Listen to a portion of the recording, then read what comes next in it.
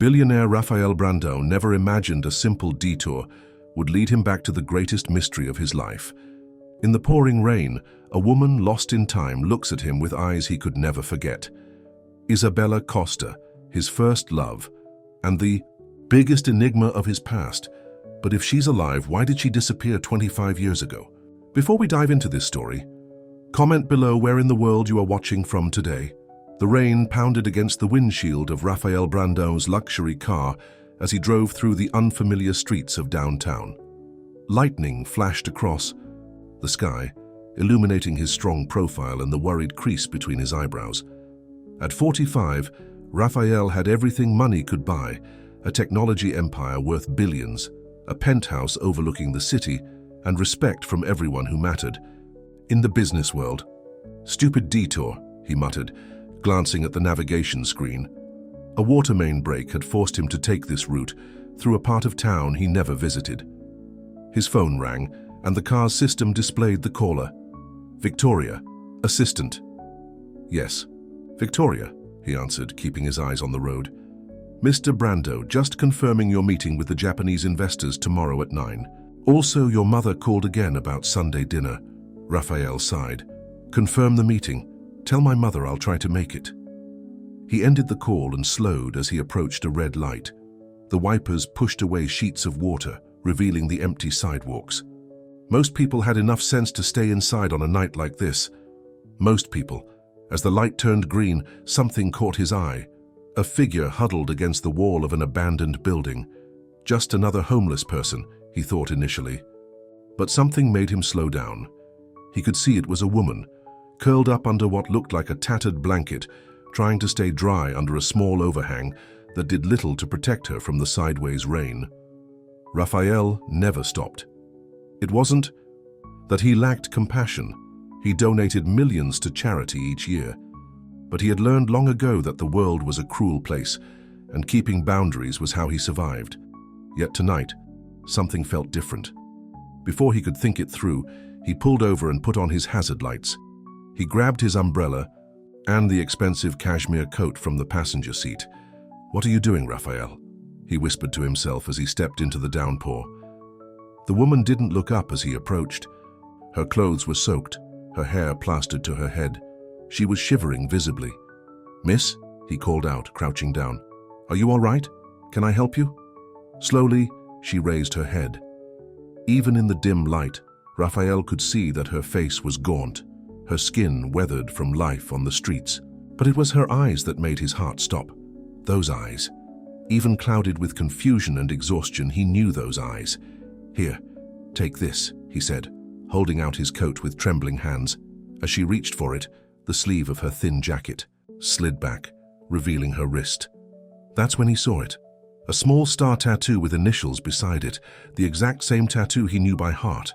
The one they had gotten together 25 years ago, on a summer night when they thought their love would last forever. "My God, Isabella?" His voice cracked as he spoke the name he hadn't said aloud in decades. The woman stared at him, confusion crossing her face. She took the coat slowly, wrapping it around her shoulders. "You know me?" Her voice was raspy, uncertain. Raphael felt like he couldn't breathe. "Isabella Costa, from Riverside. We knew each other when we were young." She blinked several times as if trying to pull a memory from somewhere deep inside. I don't remember much. They call me Belle here." Raphael couldn't believe what was happening. Isabella Costa had been his first love, his everything. They had grown up together, fallen in love as teenagers, planned a future. But one day, without warning, she disappeared.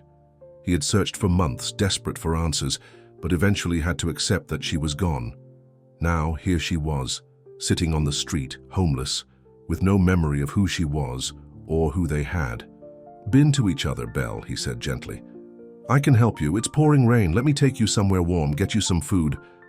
Fear flickered across her face. "I don't go with strangers."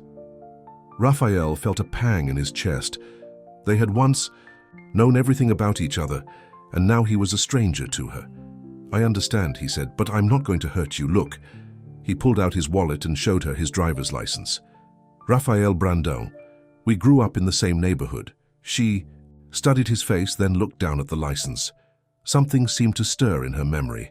Raphael, she repeated softly, as if testing how the name felt on her lips.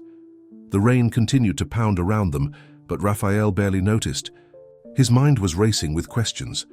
What had happened to her? How did Isabella Costa, the brilliant, vibrant girl he had loved, end up here? How long had she been on the streets? And why couldn't she remember? "Please," he said, "let me help you." After what seemed like an eternity, she nodded slowly. "Just for tonight," she said, "just to get out of the rain." Raphael helped her to her feet, noticing how thin she was beneath the oversized clothes. He guided her to his car, opening the passenger door. She hesitated for a moment before sliding into the seat. As Raphael walked around to the driver's side, his heart pounded in his chest. 25 years had passed since he last saw Isabella. He had built an empire, dated countless women, but never married. And now, in the most unexpected way, she had re-entered his life. He got into the car and turned to look at her. She was staring straight ahead, clutching his coat around her shoulders, looking small and lost in the luxurious interior. "I'll take you to a hotel," he said. "Get you a room, some food, dry clothes." "Why are you doing this?" she asked, suspicion in her voice. Raphael could have told her everything right then, about their past, about how they had once been inseparable, about how losing her had nearly destroyed him. But looking at her fragile state, he knew that wasn't what she needed right now. "Because everyone deserves kindness," he said simply. As they drove through the rain-slicked streets, Raphael called ahead to the Five Seasons Hotel, where the management knew him well. By the time they arrived, a suite was ready, and the staff had been instructed to provide whatever his guest needed. The hotel manager met them at a private entrance, professionally ignoring Isabella's disheveled appearance. Raphael arranged for a doctor to check on her, for clothes to be delivered, and for food to be sent up. "Will there be anything else, Mr. Brando?" the manager asked. "That's all for now. Thank you, James." When they were alone in the suite, Isabella looked around at the opulent surroundings with wide eyes. "You can shower, change. There will be clothes arriving soon," Raphael said, maintaining a respectful distance. "The doctor will be here in an hour to make sure you're okay." She nodded, still clutching his coat. "You're rich," she stated simply. "I've been fortunate in business," he replied. "And we knew each other? Before?" Raphael swallowed hard. "Yes, a long time ago." "I don't remember much of before," she admitted. "I get pieces sometimes, flashes, but then they go away." "The doctor might be able to help with that," Raphael said, though his mind was already racing ahead. What had happened to her? Amnesia? Some kind of trauma? Drugs? Isabella, he corrected himself. "Do you have any ID, any personal belongings?" She shook her head. "Just what I'm carrying." She patted a worn backpack. "My things. May I ask, how long have you been on the streets?" She frowned, thinking. "I'm not sure. Seasons have changed. Maybe 3 years, maybe more." Each word was like a knife in Raphael's heart.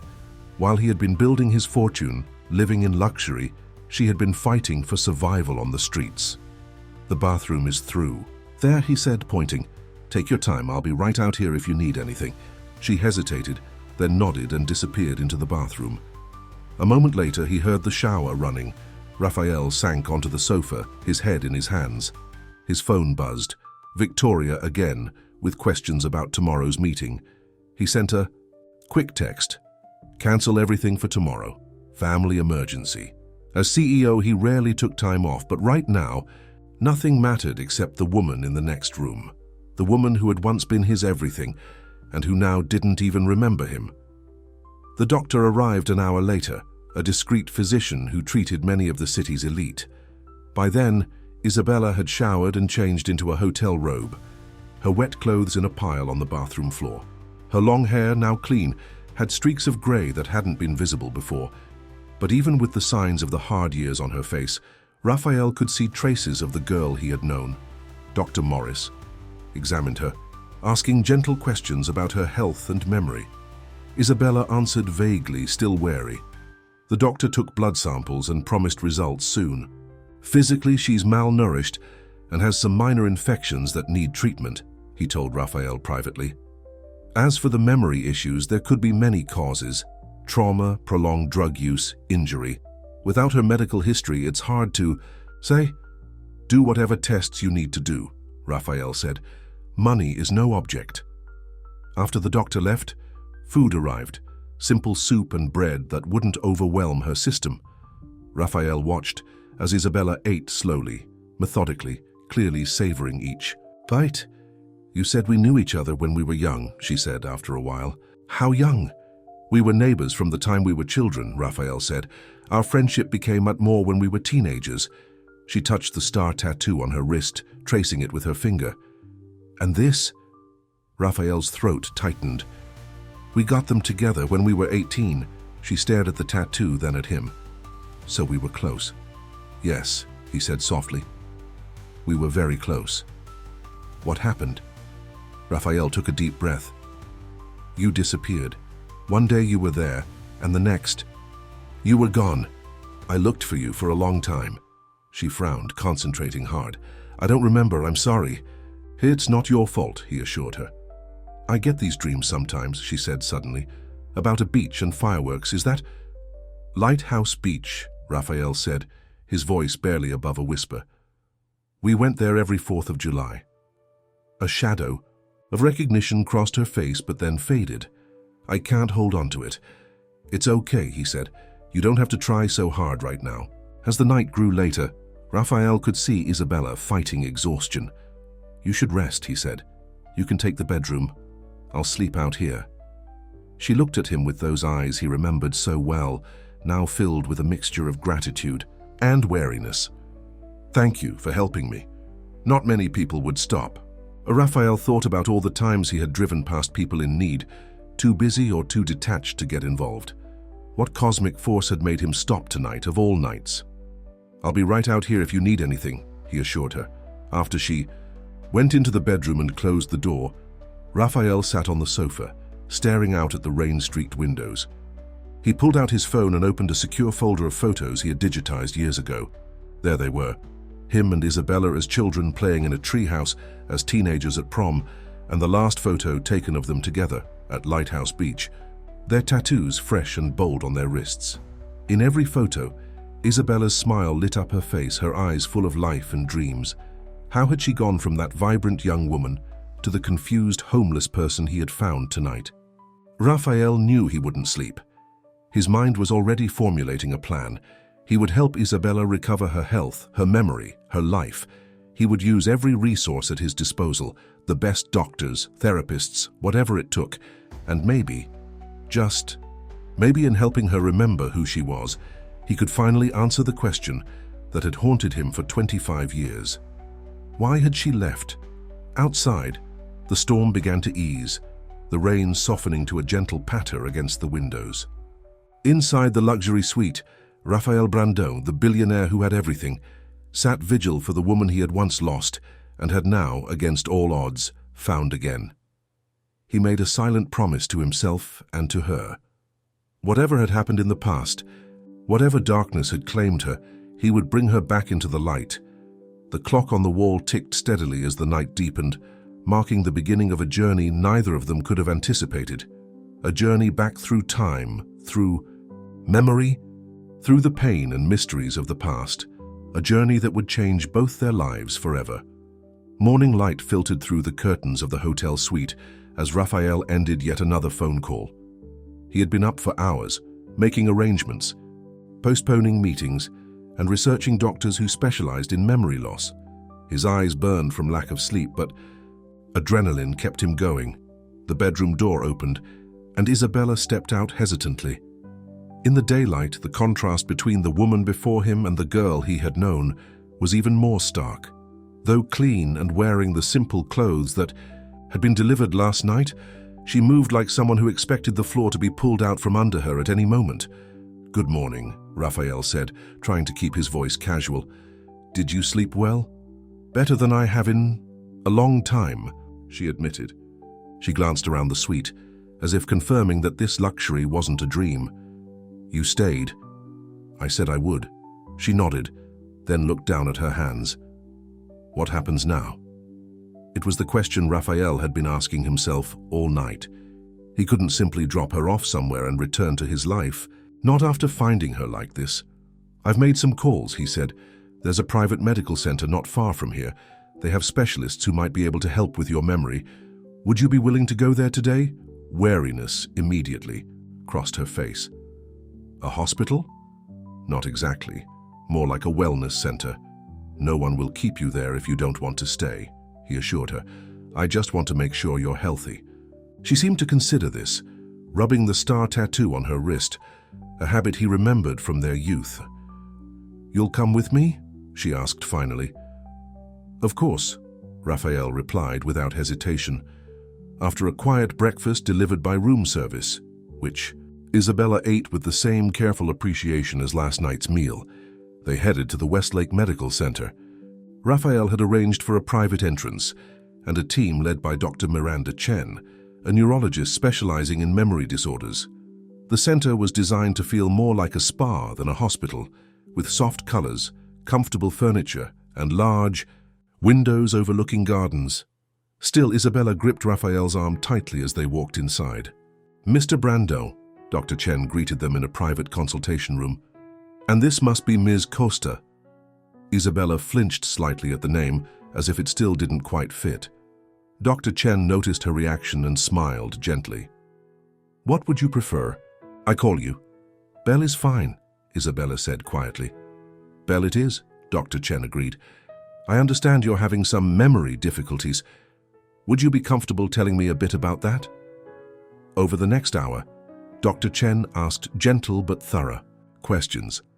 Isabella's answers were vague at first, but gradually she opened up more. She couldn't remember much before about 3 years ago. She had woken up in a hospital with no ID, no memory of how she got there, and only fragments of her past. "They said I'd been found unconscious on a bench in Central Park," she explained. "Drug overdose, they thought, but I don't think I used drugs." Raphael listened, his heart breaking with each detail. 3 years on the streets, 3 years of survival, while he had been living in comfort, never knowing. "And before the hospital?" Dr. Chen asked. "Any flashes of memory from earlier?" Isabella frowned in concentration. "Sometimes I dream about things.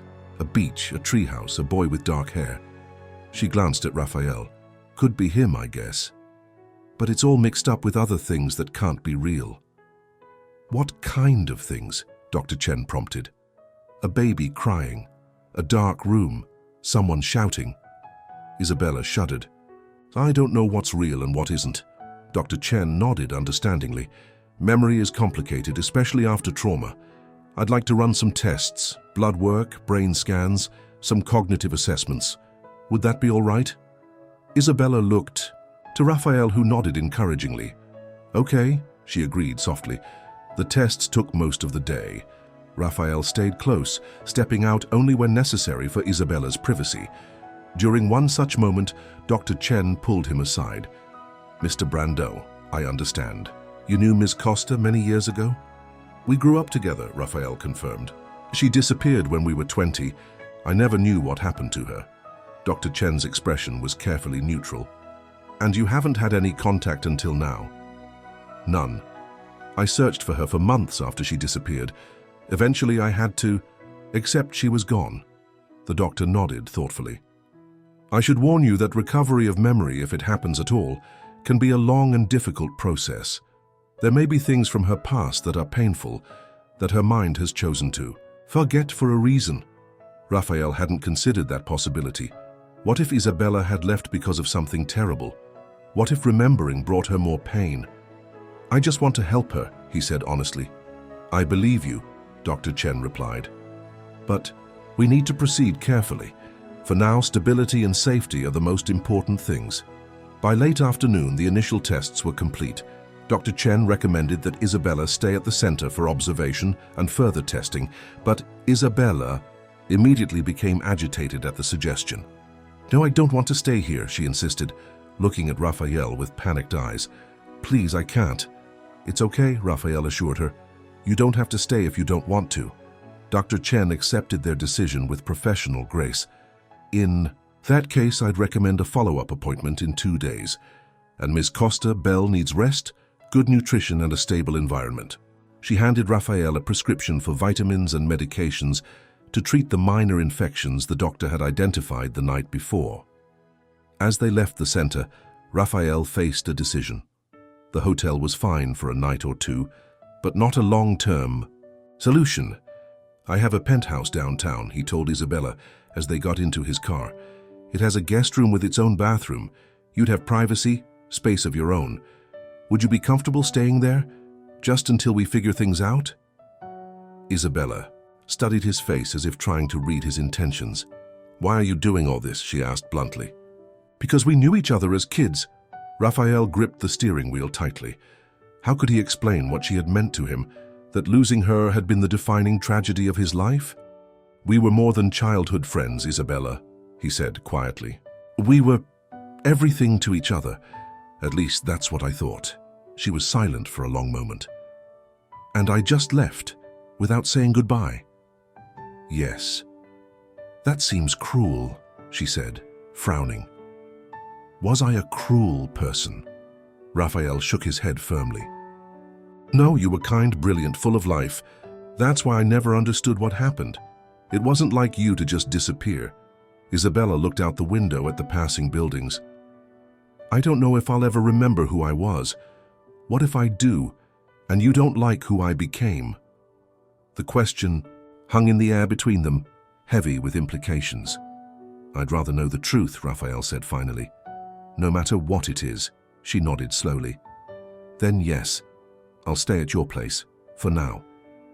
Raphael's penthouse occupied the top 2 floors of a sleek building in the heart of the city's financial district.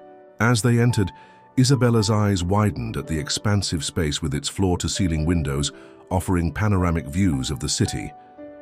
You live here alone? She asked, taking in the minimalist furnishings and the obvious lack of personal touches. Yes, Raphael replied. My assistant comes by during the day, but otherwise it's just me. He showed her to the guest suite, a spacious bedroom with an adjoining sitting area and private bathroom. You can make yourself comfortable, he said. There are clothes in the closet. Victoria, my assistant, picked them up today. I hope they fit. Isabella ran her hand over the soft bedspread. This is too much. It's nothing, Raphael assured her. Really? That evening, Raphael ordered dinner from his favorite restaurant. As they ate at the dining table, with the city lights spread out below them, he found himself watching Isabella's every move. There were moments when he caught glimpses of the girl he had known, in the way she tucked her hair behind her ear, in the slight furrow between her brows when she was thinking. Tell me about yourself, she said suddenly. What happened after I left? Raphael set down his fork. I looked for you for a long time. Then eventually I focused on building my company. Technology was taking off and I had some ideas that turned out to be valuable. And family, wife, kids? She asked. No, he said simply. I never married. Isabella nodded as if this confirmed something for her. Did I hurt you very badly when I disappeared? Raphael met her eyes. Yes, he said honestly. You did. She looked down at her plate. I'm sorry. Even if I can't remember doing it, I'm sorry. It wasn't your fault, Raphael said automatically, though he had spent years blaming her, being angry at her. You don't know that, she pointed out. Maybe it was. Exactly my fault. Before Raphael could respond, the elevator chimed, indicating someone was coming up. Only a few people had direct access to his penthouse. The doors opened to reveal an elegant woman in her 70s, her silver hair styled perfectly, her jewelry discreet but obviously expensive. Raphael, darling, she called out as she stepped into the apartment. Why haven't you returned my calls? James at the hotel said you checked out this morning, and Victoria told me you cancelled all your meetings, and I thought... She stopped abruptly when she saw Isabella at the table. Mother, Raphael said, standing quickly, I wasn't expecting you. Elena Brandone's eyes narrowed as she took in the scene before her, her son having dinner with a strange woman who, despite the new clothes, clearly didn't belong in their social circle. Evidently not, she said coolly. Aren't you going to introduce me to your guest? Raphael looked at Isabella, who had gone very still, her shoulders tense. Mother, This is Belle. She's an old friend. Belle, this is my mother, Elena Brandon. Elena's expression remained skeptical as she crossed the room. An old friend? I don't recall you mentioning a Belle. We knew each other as children, Raphael explained, choosing his words carefully. We recently reconnected. Elena looked Isabella up and down with the practiced eye of a woman who had spent decades in high society. I see. And where did you grow up, Belle? Raphael never talks about his childhood before we moved to the city. Isabella glanced at Raphael, panic flashing in her eyes. Mother, Raphael said firmly, Belle isn't feeling well. This isn't a good time for questions. Elena raised an eyebrow. I'm only trying to get to know your friend. The way she said the word friend made it clear what she was thinking, that Isabella was some kind of gold digger who had caught her son's attention. It's a complicated situation, Raphael said. I'll explain everything later. Elena's lips thinned, but years of social training prevented her from making a scene. Very well. I came by to remind you about the foundation gala on Saturday. You promised to attend. Raphael had completely forgotten about the annual charity event for his mother's foundation. I'll be there, he assured her. With a +1, apparently, Elena added, glancing at Isabella again. After his mother finally left with promises from Raphael that he would call her tomorrow, an uncomfortable silence settled over the penthouse. I'm sorry about that, Raphael said, running a hand through his hair. My mother can be protective. She thinks I'm after your money, Isabella stated bluntly. She doesn't know the situation, Raphael said. I'll explain everything to her. Isabella stood up from the table. Maybe this isn't a good idea. You have a life, a family. I'm just going to complicate things. No, Raphael said quickly, moving toward her. Please don't leave. My mother will understand once I tell her who you really are. Isabella looked at him skeptically. And who am I really? Because I don't even know that myself. You're Isabella. Costa, Raphael said, his voice softening. The most important person in my life once upon a time. That was a lifetime ago, she pointed out. We're different people now. Maybe, Raphael conceded, but I still want to help you. No strings attached. If you remember and want to leave, I won't stop you, I promise. Isabella seemed to be weighing her options, which Raphael realized were painfully few. Where would she go, if not here? 2 weeks, she said finally. I'll stay for 2 weeks. We'll see what the doctors say. After that, we'll decide what happens next. 2 weeks, Raphael agreed, relief flooding through him. Later that night, after Isabella had retired to the guest room, Raphael sat in his home office staring at his computer screen. He had started searching for information about Isabella's disappearance, combing through old news reports, missing persons databases, anything that might give him a clue. There was so little to go on. Isabella Costa had vanished 25 years, ergo leaving no trace. Her parents, already elderly when they had her, had both passed away years ago. She had no siblings, few close friends besides Raphael. It was as if she had been erased from the world. Raphael leaned back in his chair, his mind racing. Someone had to know something. People didn't just disappear without a reason. As he closed his laptop, a notification pinged on his phone. It was a text from Dr. Chen. Initial test results in. Need to speak with you both tomorrow. Can you come in at 10? Raphael stared at the message, a sense of foreboding washing over him. What had the say, tests revealed? In the guest room, Isabella stood by the window looking out at the city lights. Her head ached with the effort of trying to remember, of trying to connect the fragments that floated through her mind. A beach, a treehouse, a boy with dark hair who became the man now giving her shelter. But there were other memories too. Darker, ones that slipped away when she tried to focus on them.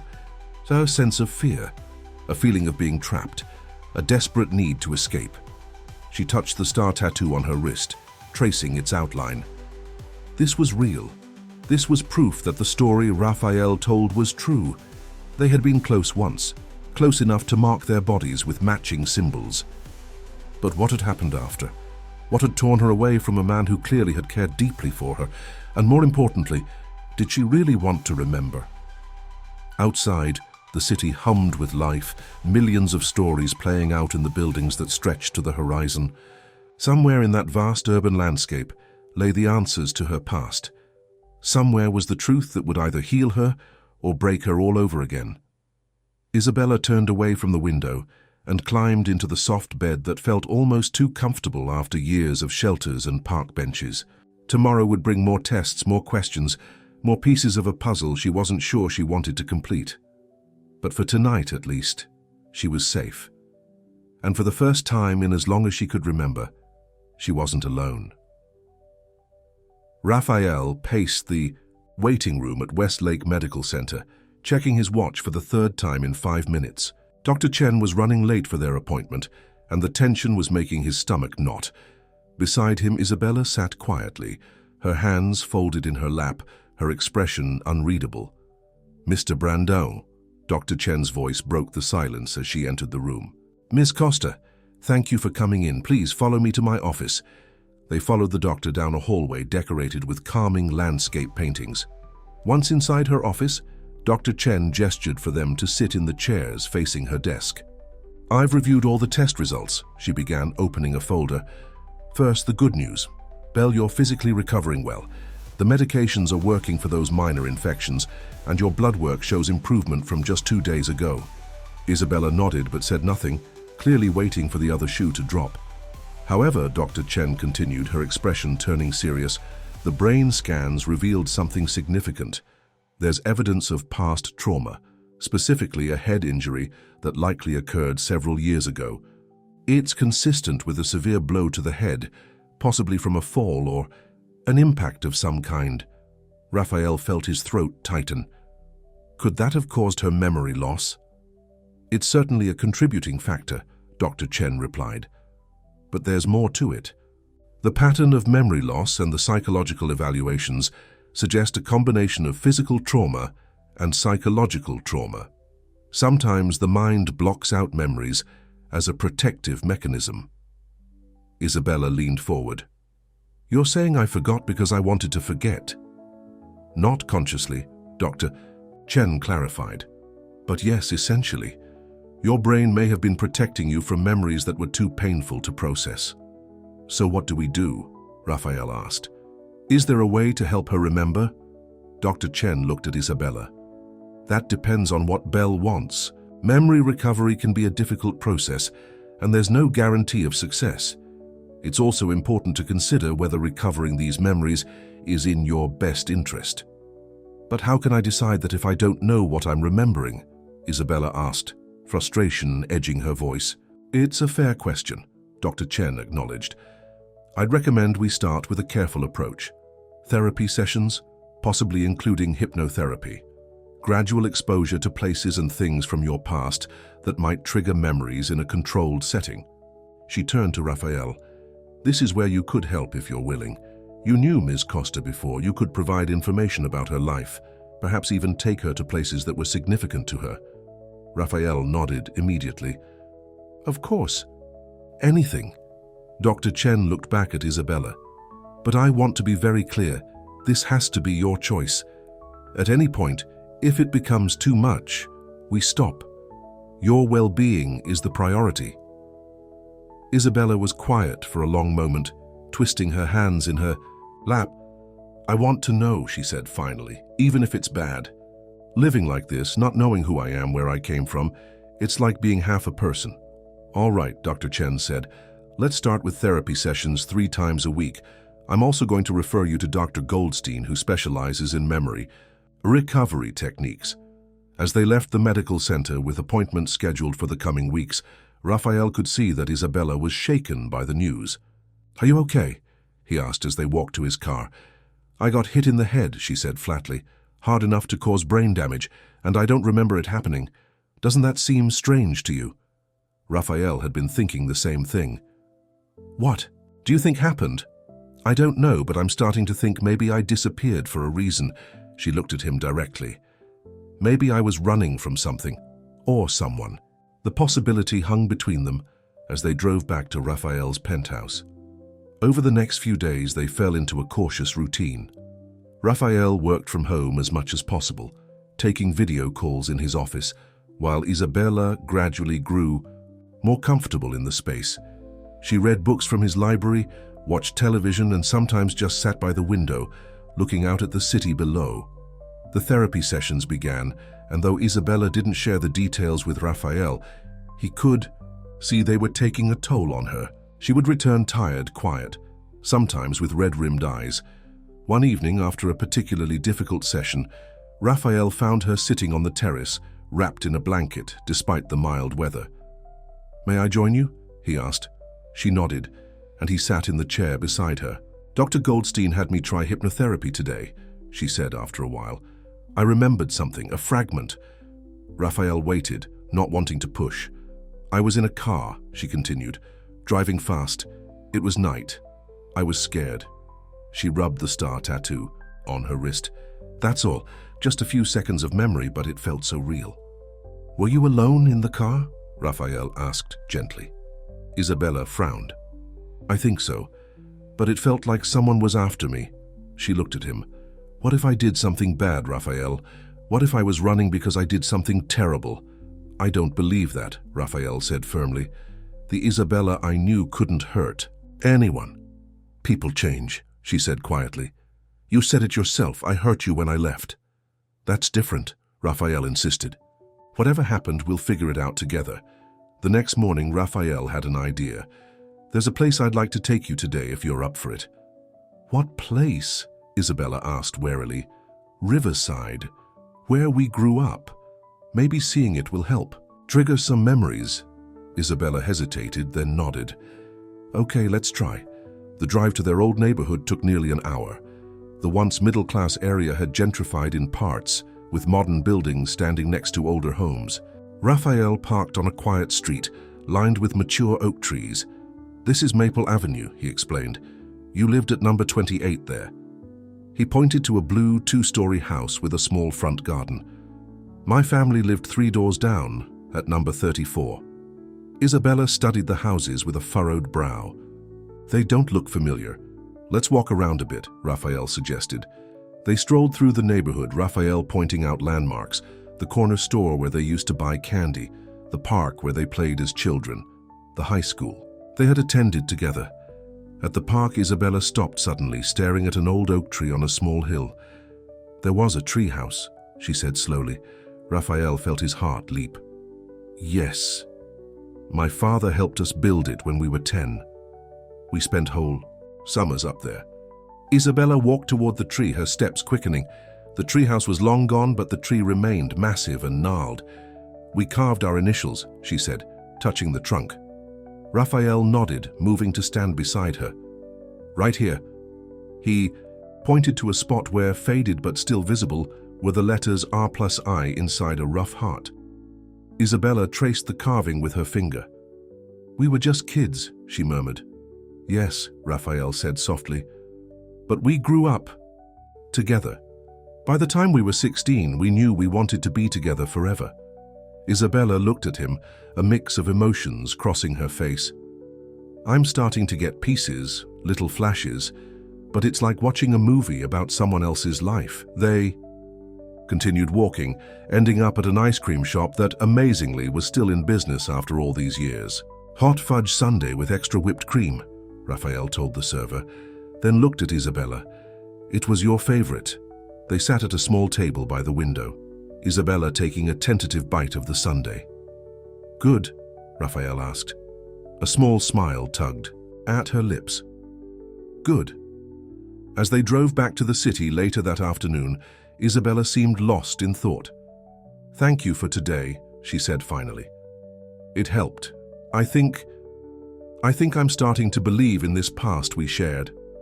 "That's a start," Raphael said, feeling hopeful for the first time in days. When they arrived back at the penthouse, Raphael's assistant Victoria was waiting with an anxious expression. "Mr. Brando, I've been trying to reach you," she said.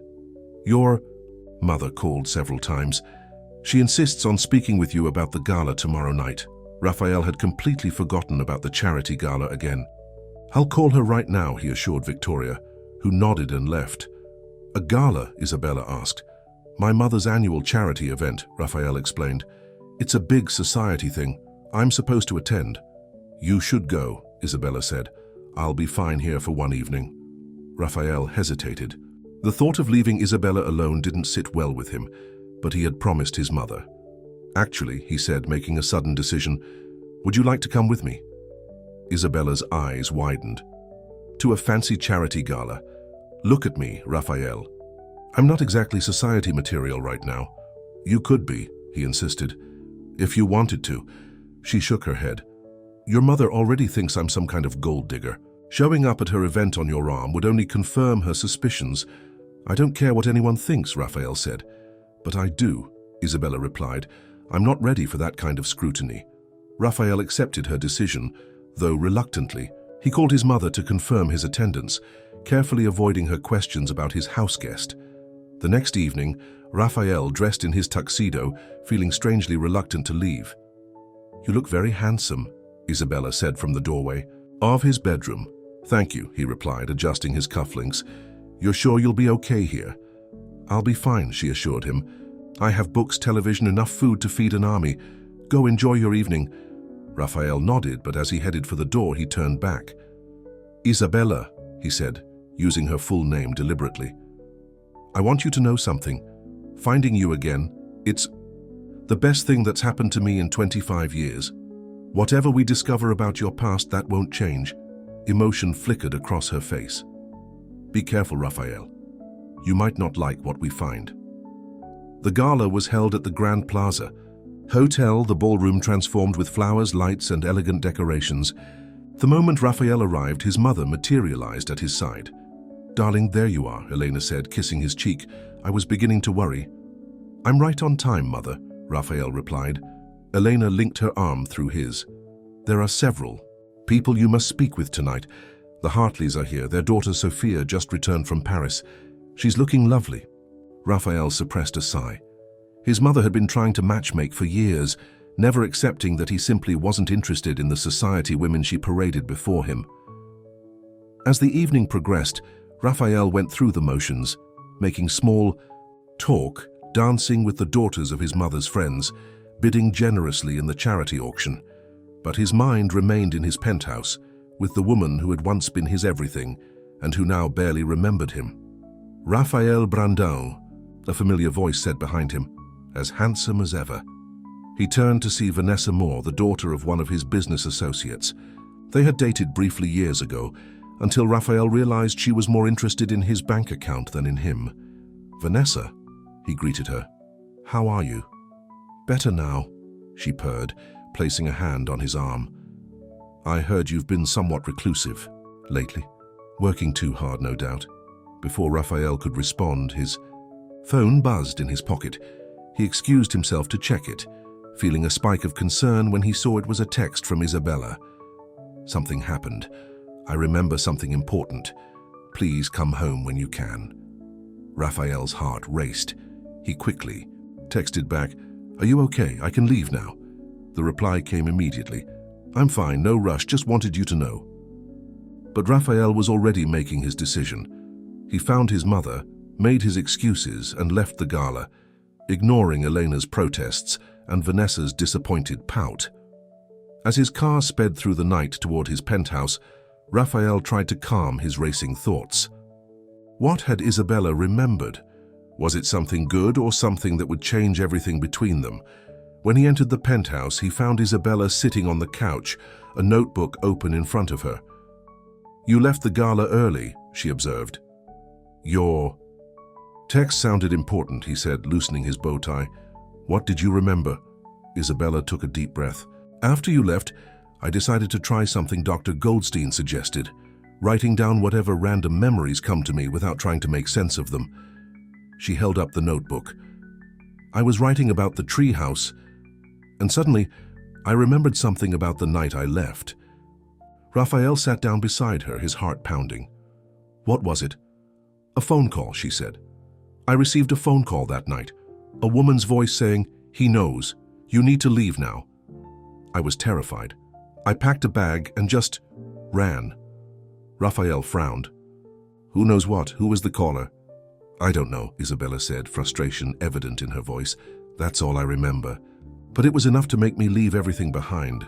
You, my home, my life. Someone was threatening you, Raphael said, the realization dawning on him. You didn't leave because you wanted to. You left because you were scared. Isabella nodded, slowly. I think so. But who was I afraid of? And why? Raphael's mind was racing. If Isabella had been threatened, if someone had forced her to run, that changed everything he had believed for 25 years. We need to find out who made that call, he said, and who he was, the person who supposedly knew something. But how? Isabella asked. It was 25 years ago. I have resources now, Raphael said, determination filling him. Private investigators, connections. If someone drove you away, threatened you, we're going to find out who and why, what. Neither of them knew was that across town, in a luxurious mansion, Elena Brandon was on the phone, her voice tight with anger. He left the gala early, she was saying. This is worse than I thought. She has her claws in him already. The voice on the other end of the line was deep, calm. What do you want me to do about it? Find out who she really is, Eleanor hissed. This story about being some long-lost childhood sweetheart, I don't believe it for a second. She's after his money and I won't let her ruin everything we've built. It will cost you, the man replied. Money is no object, Eleanor said dismissively. Just get me something I can use to get rid of her. After she hung up, Eleanor walked to her desk and unlocked a drawer. Inside was an old photograph, its edges worn. It showed a young Raphael with a dark-haired girl, both smiling widely at the camera, their arms around each other. Eleanor had found it among Raphael's things years ago and kept it, not out of sentiment but as insurance. She had always known about Isabella Costa, and she had always known more about the girl's disappearance than she had ever let on to her son. You should have stayed gone, she whispered to the girl in the photo. This time I'll make sure you disappear for good. Back at the penthouse, Raphael was making calls despite the late hour, setting in motion an investigation into Isabella's past. As he worked, Isabella continued writing in her notebook, methodically recording every fragment of memory that surfaced.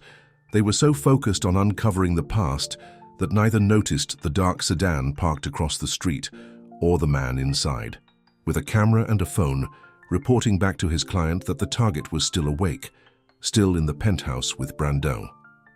The hunt for the truth had begun, but the truth, once revealed, would shake the foundations of everything Raphael had built, everything he believed and everything he thought he knew about the woman he had never stopped loving. And some truths were dangerous, deadly even, for those who sought them out. 1 week had passed since Isabella's memory breakthrough, and Raphael's penthouse had transformed into an investigation headquarters. A private detective named Marco Santos had set up in the home office, bringing with him files, computers, and decades of experience in finding people who didn't want to be found. 25 years is a long time, Marco explained as he spread documents across Raphael's desk. But money opens doors that have been closed for decades. Raphael nodded impatiently. What have you found? Let's start with what we know, Marco said, pointing to a timeline he had created. Isabella Costa, age 20, disappeared on June 15, 2000. No credit card activity, no phone calls, no official records for almost 3 years after that date. And then, Raphael prompted, and then, on March 3, 2003, a Jane Doe was admitted to Memorial Hospital with a severe head injury. No ID, no memory of who she was. The description matches Isabella. Marco looked at Isabella, who sat quietly in the corner of the office. That would be you, based on the timeline you've shared. Isabella nodded, her hands twisting in her lap. I remember waking up in a hospital. They called me Jane for weeks until I started responding to Belle instead. What happened after you were released from the hospital? Marco asked. I had nowhere to go, Isabella said quietly. No money, no ID, no memories. I ended up in a shelter for a while, then on the streets. I did odd jobs, cleaning mostly, but without ID, it's hard to get real work. Raphael felt a stab of pain, imagining Isabella struggling alone while he had been living in luxury. The hospital records indicate your injury was consistent with a serious fall or impact, Marco continued. But there's something else. A police report from the same night. A woman matching your description was seen fleeing from a car that went off Riverside Bridge. Isabella's eyes widened. I drove off a bridge? It appears so, Marco confirmed. The car was registered to a Richard Donovan. Who's Richard Donovan? Raphael asked, the name unfamiliar to him. Marco pulled out another file. Richard Donovan was a businessman with connections to several construction companies. He was also investigated multiple times for fraud, money laundering, and connections to organized crime, though never convicted. What's his connection to Isabella? Raphael demanded. Marco hesitated, then said, according to marriage records, Richard Donovan married an Isabella Costa on April 22, 2000, less than 2 months before her disappearance. The room went completely silent. Raphael felt as if all the air had been sucked out of his lungs. I was married, Isabella whispered, her face pale. Apparently, Marco said gently, to a man 25 years your senior with a questionable reputation. Raphael struggled to process this information. The timeline didn't make sense. We were together in June 2000, he insisted. We had plans to move to California together after summer. Marco spread his hands. I'm just telling you what the records show, Mr. Brando. Isabella had gone very still, her eyes unfocused. I remember a house, she said suddenly. A big house with white columns. I was afraid there, always afraid. Raphael moved to her side, kneeling beside her chair. Isabella, did someone force you to marry this man? She shook her head. I don't know, I just remember being scared and I remember wanting to leave. There's one more thing, Marco said. Richard Donovan died 3 years ago, car accident. His estate was divided among his business partners and his sister. So if he was after Isabella, he's not a threat anymore, Raphael concluded. Maybe not. Him, Marco agreed, but there might be others who were involved. The meeting continued for another hour, with Marco explaining his next steps in the investigation. When he finally left, Raphael and Isabella sat in silence, both overwhelmed by the revelations. I was married to a criminal, Isabella said flatly. A man old enough to be my father. We don't know the circumstances, Raphael reminded her. You might have been forced, coerced somehow. Isabella stood up, pacing the room. But why? What would a man like that want with me? I was nobody. Just a girl from a middle-class family with no connections, no money. Raphael had been asking himself the same question. There has to be a reason. We're missing something. That night, Isabella had another dream, more vivid than before. She woke up gasping, images still flashing behind her eyes. Raphael heard her cry out and rushed to the guest room. What is it? He asked, finding her sitting up in bed, trembling. I remember more, she said, her voice shaking. The phone call came from my mother. She said, he knows about the documents. You need to leave now. I grabbed some papers from a hiding place in the bedroom and ran. I took his car because it was the only one in the garage. He came home early. He wasn't supposed to be there. He chased me. Isabella's eyes were wide with remembered fear. I was driving too fast. The rain was so heavy, I couldn't see the curve of the bridge. I went through the railing. Raphael sat on the edge of the bed, not touching her, but close enough to offer comfort. The documents, do you remember what they were? Isabella shook her head. Important enough that I risked everything to take them. Important enough that he came after me. The next morning, Raphael made a decision. We need to go to Riverside Bridge. Maybe seeing it will trigger more memories, Isabella agreed reluctantly. The bridge was about an hour's drive from the city, spanning a wide river that fed into the lake near their childhood neighborhood. As they approached, Isabella grew tense, her hands gripping the seat. We can turn back, Raphael offered. No, she said. I need to see it. They parked at a scenic overlook and walked to the middle of the bridge. Isabella leaned against the railing, looking down at the dark water below. I hit the railing there, she said, pointing to a section that had clearly been repaired. The car went into the water. I remember the impact, the water rushing in. I managed to get the window open. The current was strong, but I was a good swimmer. You always were, Raphael said softly. You were on the swim team in high school. Isabella nodded, a small smile touching her lips. I wasn't I? I remember now, competitions on Saturdays you always came to watch. She turned to look out over the water again. I made it to shore downstream. I was hurt, but alive. I started walking, trying to get back to town to find help. But then, she frowned, the memory fragmenting. Someone stopped, a car. I thought they were going to help me. But they didn't, Raphael guessed. No, Isabella said slowly. They hit me. With something heavy. I remember falling, and then nothing until I woke up in the hospital months later. Raphael felt rage building inside him. Someone tried to kill you. Who would do that?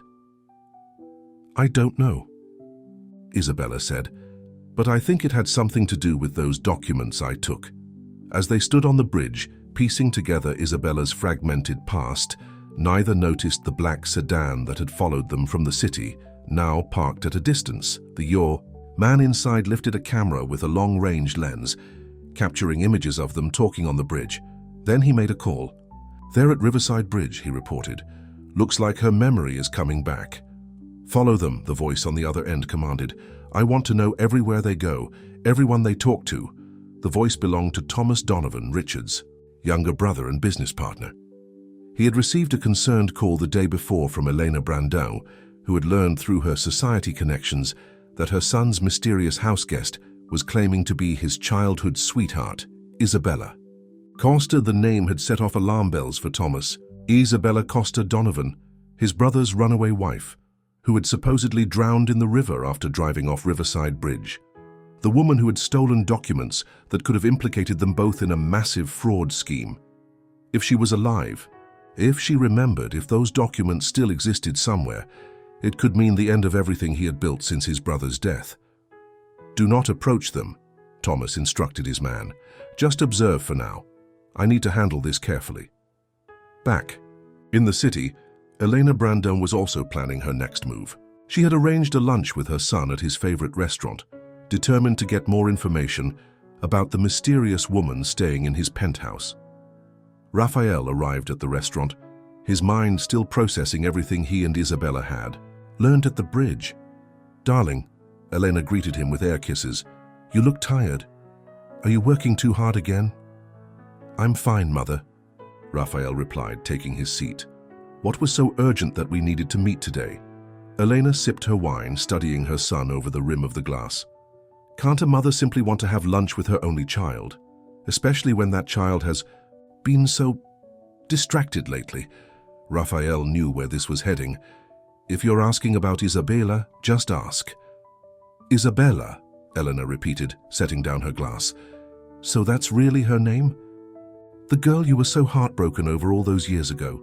Yes, Raphael confirmed, though I'm starting to think you already knew that.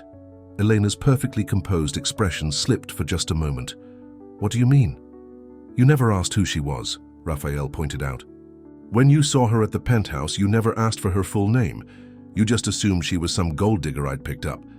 But if you thought that, why not ask who she was? Don't be ridiculous, Elena said dismissively. I didn't need to. Ask. Your taste in women has always been questionable. Raphael leaned forward. Mother, did you know something about Isabella's disappearance? Because if you did, and you kept it from me all these years, I have no idea what you're talking about, Elena said coldly. But I will say this. That girl was never good enough for you. Her family had no connections, no status. You were destined for greater things than being tied down to some nobody from Riverside. Raphael felt a chill run through him. His mother had always been elitist, but there was something in her tone now that set off warning bells. What did you do? He asked, his voice barely above a whisper. Elena's eyes flashed with anger. I did what any mother would do, protected my son's future. You were on a path to greatness, and she was going to ruin everything with her middle-class dreams and small-town ambitions. Did you have something to do with her disappearance? Raphael demanded, louder now. Keep your voice down, Elena hissed. You have no idea what you're getting into, Raphael. That girl has secrets you can't imagine. Tell me what you know, Raphael insisted. Now. Elena studied her son's face, then seemed to make a calculation. Fine. I knew she had married Richard Donovan. I made sure you found out about it. I sent you that anonymous letter with the marriage announcement." Raphael remembered the moment clearly, opening the envelope, seeing the newspaper clipping announcing the marriage of Isabella Costa to Richard Donovan. He had been devastated, convinced she had left him for a wealthy older man. But that marriage was only 2 months before she disappeared, he said. We were still together. She would never have cheated on me. Wouldn't she? Elena raised an eyebrow. Women like her always have an angle, Raphael, always. You don't know her, Raphael said, his voice hard. You never did. Elena laughed bitterly. I know her type, but clearly she has you fooled again. Tell me, has she remembered her husband yet? The one she married while supposedly still being your girlfriend? Raphael stood up, throwing his napkin on the table. This conversation is over, but believe me, Mother, I will find out the truth, all of it. As he stormed out of the restaurant, Raphael didn't notice the man who had been sitting at a nearby table, listening to every word. The man immediately made a call. Thomas, it's worse than we thought. The Brando woman just admitted to her son that she knew about the marriage. If he keeps digging, he's going to find out everything. Then we need to move faster, Thomas replied. Get the team ready. Tonight we take care of both problems at once. Back at the penthouse, Isabella was having a breakthrough. As she had showered that morning, another memory had surfaced, a combination to a safety deposit box. She had written it down immediately, then spent hours trying to remember where the box was located. When Raphael returned from his confrontation with his mother, he found Isabella pacing excitedly. I remembered something important, she said. A safety deposit box at First National Bank downtown. I think that's where I put the documents. Raphael's eyes widened. Are you sure? Yes, Isabella said firmly. I can see myself putting papers into the box, locking it, hiding the key. Do you remember where the key is? Isabella's excitement dimmed. No, that part is still blank. Raphael checked his watch. The bank is still open. We can go there now. Explain the situation. If the box is in your name, they might be able to help. They arrived at the bank just before closing time. After an initial skepticism from the manager, Raphael's name and influence helped smooth the way. Yes, there was a safety deposit box registered. To Isabella Costa. Yes, with proper identification, she could access it. But I don't have ID, Isabella explained. I lost everything years ago. The manager frowned. I'm afraid that's a problem. Without proper identification, I can't allow access to the box. What if we get a court order? Raphael suggested. Given the circumstances, her memory loss, the length of time, surely there's a legal solution. The manager considered this. It would be possible with a court order, yes, but that takes time. Time was something Raphael wasn't sure they had. The confrontation with his mother had left him with a sense of urgency, a feeling that forces were moving against them. We'll start the legal process tomorrow, he told the manager. But in the meantime, can you at least confirm something for us? Has anyone else tried to access this box in the past 25 years? The manager checked the records. Yes, actually. There were several attempts by a Richard Donovan, claiming to be Ms. Costa's husband. But since his name wasn't on the account, access was denied. This confirmed what Isabella had suspected. The documents in that box were important enough that Donovan had tried to get them even after she disappeared. As they left the bank, Raphael noticed a black sedan parked across the street, its engine running. He had seen the same car earlier near the bridge. Don't look now, he said quietly to Isabella, but I think we're being followed. Isabella tensed beside him. Who would be following us? I don't know, Raphael admitted, but I think we need to be careful. Instead of going directly home, Raphael took a circuitous route, eventually losing their tail in the busy downtown traffic. But the knowledge that someone was watching them added a new layer of tension to an already fraught situation. That evening, as they sat in the penthouse discussing their next steps, Raphael's phone rang. It was Marco, the private investigator. Mr. Brando, I found something significant, Marco said without preamble. Richard Donovan's brother Thomas has been making inquiries about you and a woman staying at your apartment. He's also been in contact with your mother several times in the past week. Raphael felt his blood run cold.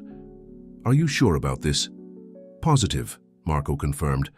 I've been monitoring communications as you requested. There's more. Thomas Donovan was under investigation for the same fraud scheme as his brother. The case fell apart when key documents disappeared, documents that Isabella may have taken. Where is Thomas Donovan now? Raphael asked. That's the concerning part, Marco replied.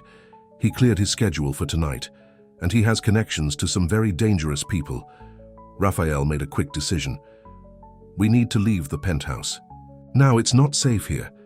After hanging up, he explained the situation to Isabella, who had gone pale with fear. It's happening again, she whispered. Just like before. They're coming for me. Not this time, Raphael promised. This time you're not alone. They packed quickly, just the essentials in a small bag. Raphael called his head of security, arranging for a car with a trusted driver to meet them at the service entrance of the building. As they were about to leave, Isabella stopped suddenly. Wait, she said.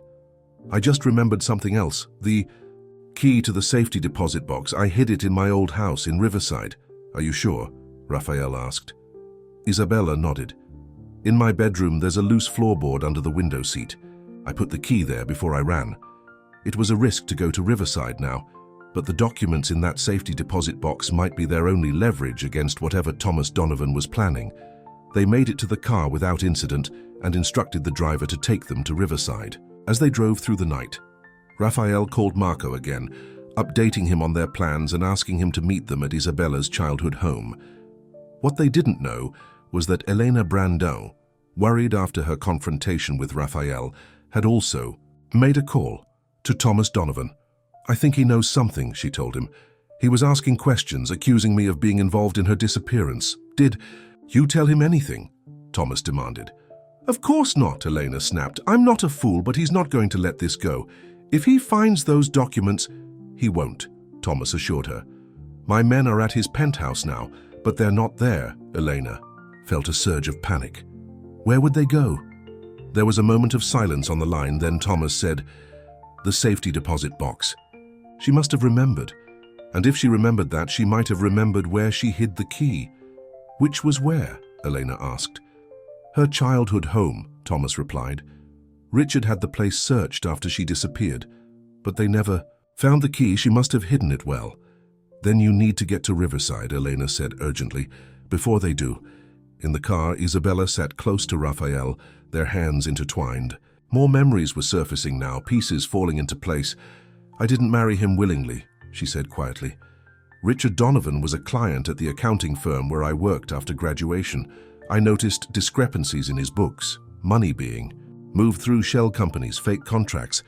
When I reported it to my boss, he was fired the next day. Then Donovan approached me, said he could make things very difficult for my parents if I didn't cooperate. Raphael squeezed her hand, encouraging her to continue. He forced me to marry him, to sign papers saying I was his wife. But it was just for show, to make me legally bound to him so I couldn't testify against him if his schemes were discovered. I was a prisoner in that house, watched all the time. Why didn't you tell me? Raphael asked. I would have helped you. Isabella looked at him with sad eyes. He threatened to hurt you. He showed me pictures of you going to classes at your apartment. He said he had men who would make it look like an accident. I believed him. The pieces were finally coming together. Isabella hadn't abandoned him. She had been trying to protect him. But you eventually decided to run, Raphael prompted. I found documents in his office, proof of everything he was doing.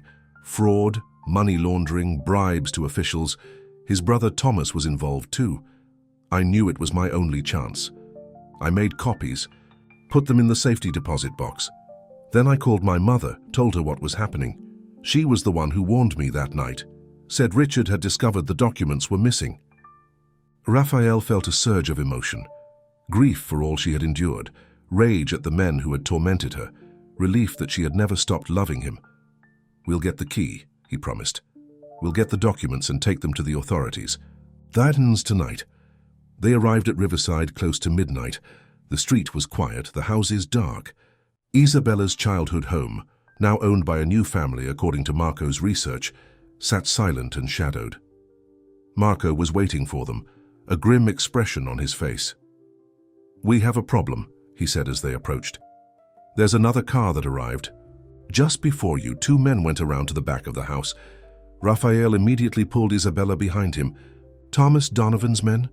Most likely, Marco agreed. They must have figured out the same thing we did. What do we do now?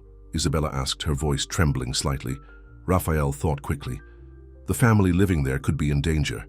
We need to call the police. Already did, Marco assured him. But we have another option. I found the family's name, the Millers. They're away on vacation. House should be empty. This changed things. If the house was empty, Donovan's men were likely there for the same reason they were, to find the key. We need to get inside before they find it, Raphael decided. Marco nodded. I can create a distraction. Draw them out to the front while you two go in the back. The plan was risky, but they had no choice. Marco circled around to the front of the house while Raphael and Isabella crept toward the back. They could see flashlight beams moving inside through the windows. When they heard shouting from the front yard, Marco making his distraction, they made their move. The back door had already been forced open by Donovan's men. They slipped inside the darkened house, moving carefully through the unfamiliar layout. My bedroom was upstairs at the end of the hall, Isabella whispered. They made their way up the stairs, freezing when they heard voices from one of the rooms. Donovan's men, searching methodically. Raphael gestured for Isabella to stay close as they crept down the hallway to her old bedroom. The room was different now, painted a different color, with different furniture. But the window seat was still there. That's it, Isabella whispered. They moved quickly to the window, pushing aside the cushions. Raphael took out a pocket knife and carefully pried up the floorboard Isabella pointed to, and there it was, a small key tied with a faded blue ribbon. I found it, Raphael whispered triumphantly, but as they turned to leave, a figure appeared in the doorway, a man with a gun pointed directly at them. Don't move, he said softly. Just hand over the key. Behind him appeared another man, taller and older, with a face that bore a striking resemblance to the photo Marco had shown them of Richard Donovan.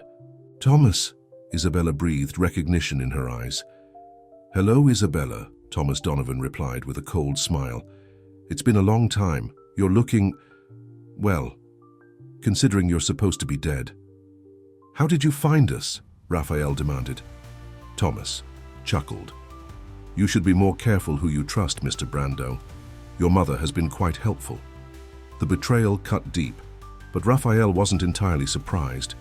His mother had always been willing to do whatever it took to protect their social standing.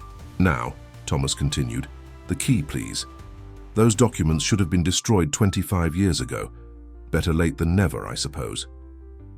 The police are on their way, Raphael warned. By the time they arrive, we'll be gone, Thomas replied. Smoothly. And so will you both, permanently this time. The situation seemed hopeless, but then from outside came the wail of police sirens, much closer than Thomas had anticipated. His eyes widened. Check the window, he ordered his man, who moved to look outside. Police cars, the man confirmed, at least 3, coming up the E Street. Thomas's composure slipped. Deal with them, he snapped to his associate. I'll handle these two.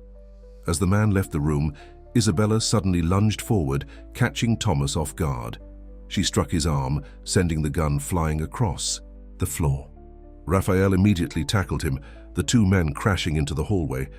Thomas was stronger than he looked, fighting with the desperation of a man who knew his freedom was at stake. They struggled on the landing, dangerously close to the stairs. Raphael!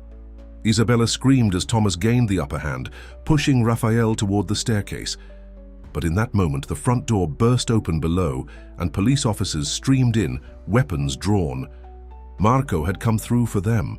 Police, freeze!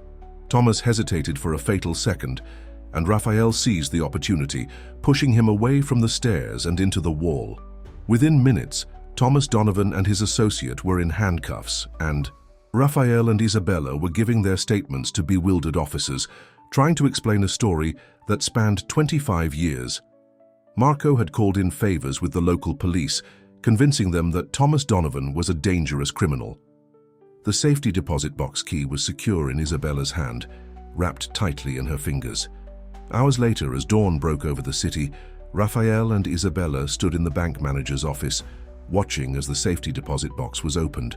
Inside were the documents Isabella had risked everything to protect, detailed records of the Donovan brothers' criminal enterprise, with names, dates, and account numbers. "This is enough to put Thomas Donovan away for a very long time," the federal agent who had joined them confirmed, "and to implicate a number of other individuals as well, including, though it went unsaid, Helena Brandot, whose connections to the Donovans were becoming clearer with each passing hour." In the days that followed, the story unfolded like the final act of a tragedy. Thomas Donovan was charged with multiple counts of fraud, money laundering, and now attempted murder. Helena Brandot, while not arrested, was implicated in the cover-up of Isabella's disappearance, her reputation in society shattered. Raphael, heartbroken by his mother's betrayal but resolute in his support of Isabella, stood by her through endless interviews with authorities, medical appointments, and the legal process of reclaiming her identity. 3 months later, on a sunny afternoon, they returned to Lighthouse Beach, the place where, as teenagers, they had watched fireworks and dreamed of a future together. Isabella's memory had largely returned, though there were still gaps, parts of those lost years that remained in shadow. But the important parts were clear. She had never stopped loving Raphael, had never willingly left him. They stood on the beach, waves lapping at their feet, the lighthouse standing tall against the blue sky. "I used to dream of this place," Isabella said, her hand in his. "Even when I couldn't remember who I was, I dreamed of standing here with someone I loved." "I never came back here after you disappeared," Raphael admitted. "It hurt too much." Isabella turned to face him, her eyes, the same eyes he had recognized. "That rainy night months ago, filled with emotion. I lost 25 years, she said. Years I can never get back, but I don't want to lose another day." Raphael took both her hands in his. "Neither do I. That's why I wanted to bring you here today." He reached into his pocket and pulled out a small box. Inside was a ring with a simple star design, echoing the tattoo they both still carried on their wrists. 25 years ago, I was going to ask you to marry me on this beach," he said, his voice thick with emotion. "I never got the chance, but life has given us a second chance against all odds." Isabella's eyes filled with tears as Raphael dropped to one knee on the sand. "Isabella Costa, will you marry me? For real this time, no hidden agendas, no secrets, just us building the life we always dreamed of?" "Yes," she whispered, pulling him to his feet and into her arms. "Yes." As they kissed, the setting sun cast long shadows across the beach, the light touching their entwined figures with a golden glow. The mark of the past, the star tattoo they both carried, had led them back to each other, a beacon through decades of darkness. And now, together, they would write a new story, one of healing, of second chances, and of a love that had survived against impossible odds. The end.